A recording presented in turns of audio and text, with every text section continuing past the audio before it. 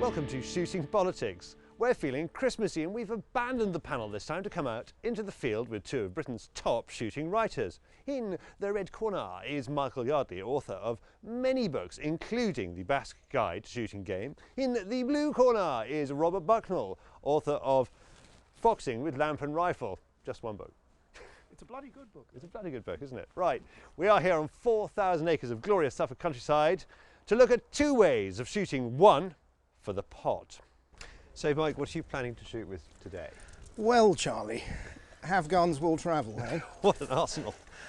I like all sorts of different shotguns. Side-by-sides, over and unders, even repeaters for pigeon shooting. This, though, is a very interesting gun. It's a Guarini, which is Italian, rather pretty, and it's a 32-inch 20 bore. So it's a very long barrel 20 bore, and it's unusual because of that. I like the gun for lots of reasons. The aesthetics, of course, are very pretty. Scroll works gorgeous. Very nice, yeah. And it's reasonably priced too, even though it looks quite spiffy. But a side-by-side it ain't. A side-by-side it ain't, and I'm definitely one of those people, and I can say this because I am a former British side-by-side champion. Of course you are. I don't think that there's any reason that you should have any prejudice against the over and under whatsoever, possibly with the sole exception of its gape, which is the extent to which it opens, which can sometimes give you a problem reloading quickly. But all other things considered, I think the over and under is easier to shoot. It's very pointable. It is the modern gun par excellence. In fact, the side-by-side is the newer gun. If you look back in history, you can find over and unders going back many hundreds of years, whereas the first side-by-sides appearing about 1700 and the first English one about 1750. Now Robert, what have you brought for your shooting today? Can I have a look? Well, I didn't know what the rules of engagement were, so I sort of came with just two, but here we have the all singing, all dancing machine that will cover all eventualities. You're a natural fox shooter, aren't you? Well, this is a gun that I've had for 30 years and it just keeps firing away, and it's perfect. Good old Benelli. And just show me what's in the other one, because you are well known for your fox shooting. Oh well. Here we have Robert's favourite fox gun. Somebody said, how many 223s have you got? And I said, well, the one problem is I think I do like this calibre, as I've got 8, I'm told. That's not a very pretty gun, but it is a machine, isn't it? It's a working tool. Rifles can look like rifles. This looks like a shooting machine, shall we say. It certainly does. Is that your own stock? Yes, this came off the walnut tree outside the back door. Oh, that's nice. And the gaffer tape? Well, I raised the scope. The scope was down there a bit lower. Put a new scope on, so everything had to go up. So this is a, you know, until the scope changes, this is the level we're working from. And the peculiar Turkish musket attachment, what does that do? Oh right, this is an M14 buttstock off American military rifle, and when you stick the thing on the shoulder, it doesn't drop. I can. So. Very pretty. Now, if you're shooting fast, you do it like that. Fabulous. A lot of foxes in one go.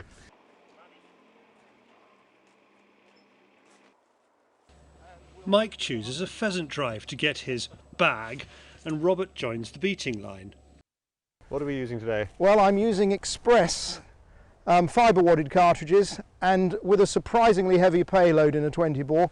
These are actually 32 gram 5s. Wow. It's nice to see them. What I've done in the recent years is I've gone up a pellet size. I used to shoot 6s, but now I tend to shoot 5s. And the breaking the gun before it comes out of the slip. Oh, very good, well done. And of course, seeing a bit of daylight so we don't end up with burst barrels. Lovely. Well, we're just about in business. I think of all the quarry species you meet, the cleverest have got to be wood pigeon. Yeah. They're just a fantastic bird and you can't help but admire them. And of course, if you're a stupid wood pigeon, you get shot. It's only the clever ones that are left. We did offer you wood pigeon today. You've chosen pheasant. I don't mind making lots of noise, because what will happen, a lot of the birds will run ahead the wind's coming towards us. So all the birds travelling away, they're doing well, but they're not going to be flying very fast, I'm afraid. We really ought to have Mike at the other end. On the other hand, the ground's dropping, and so hopefully anything gets out should be going fairly high. We shall see. With Mike shooting, I don't know how much of a sporting chance he'll give them, because if he shoots at something, I'm afraid it's going to die very quickly.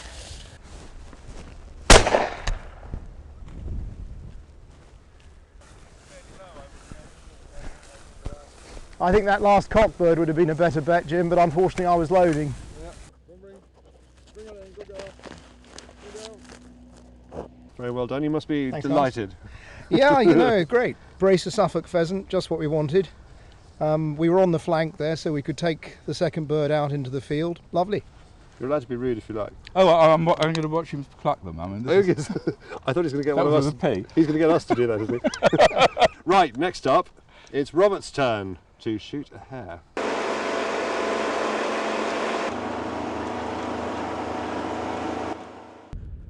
There are plenty of these wonderful animals in this part of Suffolk.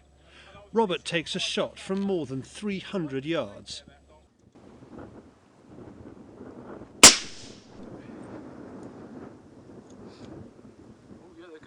There's another one. One from them.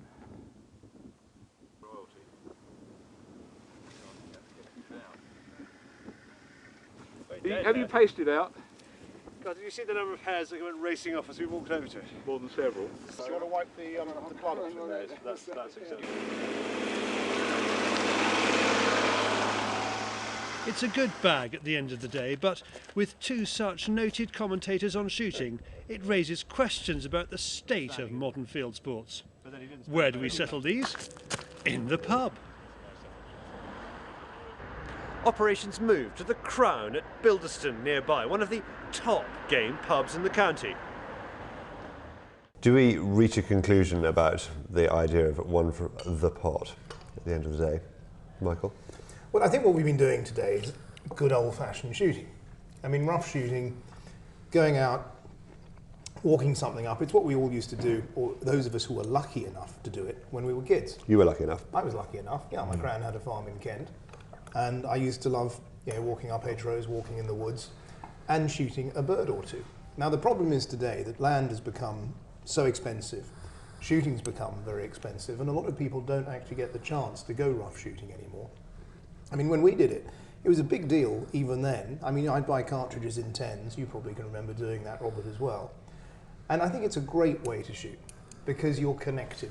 And you know, I've been sort of developing an idea recently, and it's this, that yeah, you can go and walk in the country, you can look at it, you can go to a safari park somewhere or go to Kenya and watch the animals, but all those things are essentially voyeuristic. Whereas if you're walking up, you're shooting, you're connected, you've become a predator if you like, but you are part of the whole deal. And it's a great feeling. And it's also, it's not wasteful in any way. There's no excess bag. And I think, to be frank, that we're not as good as we ought to be about eating everything we shoot anymore. Mm. And so I think that's another great positive with it. Yeah, rough shooting's a good thing and we should do more of it. So when you say connected, you don't mean in a kind of Tony Blair internet kind of way, do you? No, I mean connected. No, what I mean is that I think that you are connected with the country. You're connected with everything. Yeah. And it's a weird sort of deal. You do become a predator when you shoot, if you shoot a lot. You do. I mean, I've had that feeling in Africa when I've been creeping up on an antelope and think, well, this is what a lion feels like. You know, you're part of this great chain. And it's a good thing. And it's an experience a lot of people never have. You creep up on something with a camera, you have one sort of view, but if you start hunting something, you actually look at animals in a different light. Yeah, I think that's exactly I think in some ways you actually appreciate them more. You do. And it's interesting what is happening at the moment. I was talking to a gun dealer the other day, and at the Midland it was interesting how the number of guns that are being sold has actually risen. It certainly hasn't dropped. And you think, all these people unemployed, what are they doing with themselves? And I'm wondering if we're actually getting back to some of the things that we held dear in the past. Because shoots now, the number of shoots I know that have shut down or reduced because of the economic pressures and various other problems that are at the moment. And it'd be interesting to see how many people just quietly go out, as we did, and walk the hedgerows, and you know, perhaps with a mate or something, and a dog, and appreciate the countryside, how we did when we were small. I think you're right. With all these economic pressures, one positive benefit may be that we'll see more rough shooting again. And God forbid that lead is forced away from us and we have to adopt all sorts of expensive alternatives. If that should happen, I think that would encourage rough shooting as well. But are you saying, you're not sounding a death knell for the end, you know, you're not saying that the commercial-driven game shooting is coming to an end, are you? Oh, far from it. You know, there's still lots of shoots that are going to carry on. There's still a lot of money around and people that are going to take part. They may have reduced down and not have so many days, but they're still going to enjoy that. Our son's going down to the West Country, and it's one of the beauties of the British Isles that you only go a few miles and the shooting is totally different. Yeah. The scenery, topography, everything changes. I mean, I was shooting on a beautiful estate in Oxfordshire yesterday, and it was a bit of a treat. We did shoot quite a lot of birds, but I do think that shooting is going to evolve now. I think that, you know, maybe we're going to start shooting fewer birds but better quality birds. Yep. I think things are, you know, days rough shooting are going to be more appreciated. And I think the difference is, there's a big difference, because you and I, Robert, we were brought up on farms, and this is what you did normally. And any boy in the country who was interested in shooting, he'd go out, he'd go rough shooting, you know, start with his 410 or whatever. It was a normal deal. Today, a lot of people start shooting when they're middle-aged, and they've got more money. Yep. And the character of shooting has changed as a result of that. I do think one sad thing, though, is we don't have the strength in depth as a sport that we used to have, because there isn't so much of that, so many people going up the ladder the old-fashioned way. When you say strength and depth, you mean the idea of the ducal son who's shown the ropes by the gamekeeper? I think bluntly, simply put, I think shooting's getting too expensive. Well, this is still driven game shooting. I mean, things like pigeon days you can have for 100 quid, Yeah, less. true, and that's great. But generally speaking, I think shooting is expensive. And I think that puts off, for example, a lot of kids and young people that might otherwise take the sport up. That is a problem. We're going to see a new golden age then, where you will have your bankers. They will inevitably go off and stand in front of pheasants. But you will also have your kids of the kind Mike's talking about. Well, hopefully father or somebody with a gun or somebody that's interested will take a youngster out. I know BASC are doing a terrific thing now, trying to get youngsters out and about, because otherwise they just don't see and appreciate what there is out there. Yeah. The amount of game that's being sold and eaten is rising. People appreciating it far more. And part of it is, yes, you've got a dead animal. Now what do you do with it? How are you going to make the best of it? And I think people appreciating where the animal comes from, where it's lived, and how you prepare it. It's funny how we've gone through a sort of strange progression with this. Because if you go back to the Victorian era, we've all got sort of images of Christmas and game dealers and wonderful stuff being hung. And then for many years, game was valued. But I think we've gone through a few decades where game in this country has not been adequately valued. And you notice the difference when you go to France, you go to Italy, you go to Spain or Eastern Europe. I think in a way, they certainly recognise the value of game, the monetary value of it, but I think they respect game sometimes more than we do. But it's a lot harder to cook. I mean, this is an exception. This is excellent, but it is very hard to cook a breast of partridge like this as easy as it is to cook a sausage. But if let's say you were going pheasant shooting in France, or boar shooting, whatever, and you know that the day is only really leading to the meal afterwards. Yes. This is, that's the big deal, isn't it? The communal repast absolutely. Everybody's nodding with recognition, and it's wonderful, isn't it? It's absolutely brilliant. Now, we haven't quite got that. So do you think we should set out this morning licking our lips with anticipation? Firstly, I think one of the things we should do is we should serve more game when we shoot. I mean, when you have a shoot lunch, yes, I think we should be eating game. You know, not big, proper English game pies, covered in pastry with the sausage good meat. stuff. Yeah. Lovely thick stews, that sort of thing. Yeah. Not quite go as far as whole roast pheasant on every plate, because they'd probably muck it up, wouldn't they? I think things are changing, because there've been a lot of sort of kill it and cook it shows on TV. Yes. And we are now changing again in our attitude to game, and you know, people are realising it's great food.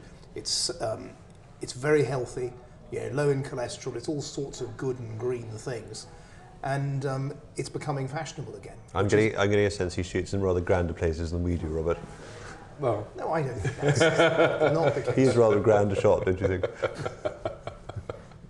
But going back to the hare shooting, I mean, it was interesting to note that although we were in a field that was covered with hares, we didn't get terribly close to any of them, did we? I mean, they stayed more of a rifle shot away. Back in the early 70s, would they have been more of a shotgun shot away from you, do you think? Well, back then I think there were enough about. You used to get these old hare drives where they built up to such numbers that you actually had gun beater all across the line. Pretty scary too sometimes. Oh heavens, some of the tales and some of the things that happened with the old ways of doing things. But often it got people out who'd never touched a gun for the rest of the year. Yes. And it gave them a chance to get out and... Lovely. It was, I suppose in some ways, a form of pot hunting on an organised big scale, because everybody went home, they wanted the hare, they had one to take.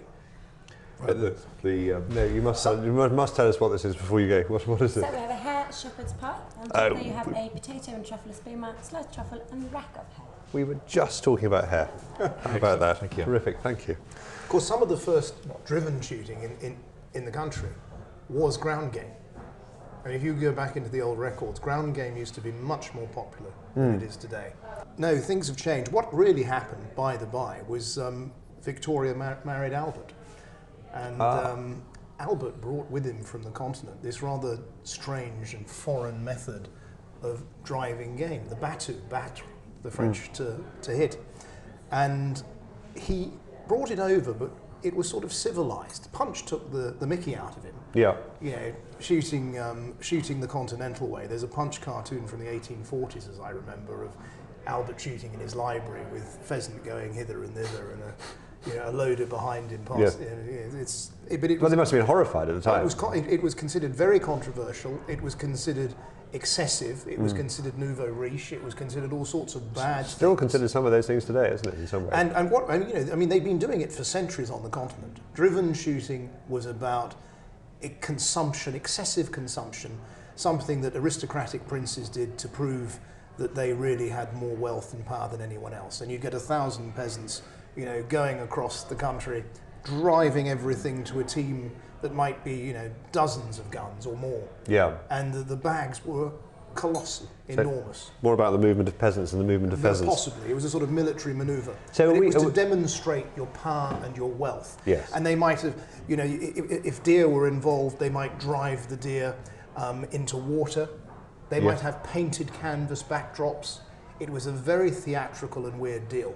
But Albert, anyway, brought this driven method of shooting, which maybe had been done a little bit with grouse, but it wasn't really popular in England and Scotland, and he brought it with him, and we civilised it. And you had a situation initially where you'd have a team of guns with the loaders and the beaters would walk in line through a woods, and the line would stop when a shot was taken.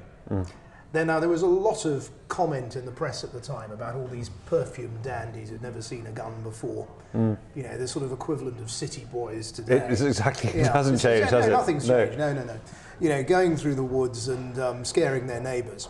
Anyway, that passed, and in truly British fashion, we decided to split the beaters and the guns into two opposing teams. So it makes it more like a rugby 15, doesn't it? Yes. And the rest is, the rest, as they say, is history. I mean, the other big thing that was happening, of course, in the 18th century in particular, was enclosure. So, Robert, do you think you're a natural Saxon, a kind of Robin of Locksley figure who? Well, you're going driven shooting tomorrow, aren't you? As you were just saying, that one of the things you look at, and it was the rich who had the time on their hands to have far more formal shooting. Yeah. So you've got no end of levels. The Saxon peasant, yes, he sort of nibbled round the edges. Yeah. And you had the rabbit warren, because there were no rabbits outside of a warren. Everything was killed and eaten. Food was that short. Robert and I are history buffs, and of course one of the other things that's interesting is the Normans brought with them, William the Conqueror brought with him, draconian game laws. Yes. And this ended up becoming the forest law. You know, you had separate courts that dealt with the forest law. What happens if you come forward to the time of the Civil War is, of course, everybody forgot about the game laws and they decimated the game.